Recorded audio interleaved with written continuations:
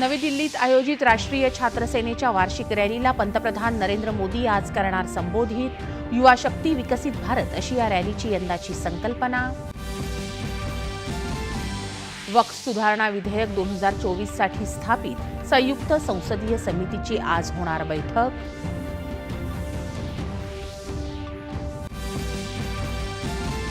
उत्तराखंडमध्ये आजपासून समान नागरी संहितेची अंमलबजावणी।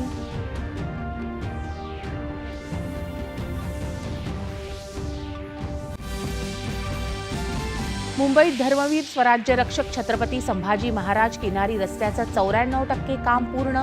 उत्तर वाहिनी मार्गासह अन्य 3 आंतरमार्गिका आजपासून वाहतुकीसाठी खुल्या। लाडकी बहीण योजनेअंतर्गत लाभार्थी महिलांनी रक्कम परत जमा करण्याबाबत शासनाकडून कोणतीही सक्ती नाही, महिला आणि बालविकास विभागानं केलं स्पष्ट। इटलीच्या यान्निक सिनरनं सलग दुसऱ्यांदा पटकावलं ऑस्ट्रेलियन खुल्या टेनिस स्पर्धेचं विजेतेपद। जर्मनीच्या अलेक्झांडर झ्वेरेवचा सरळ सेटमध्ये पराभव।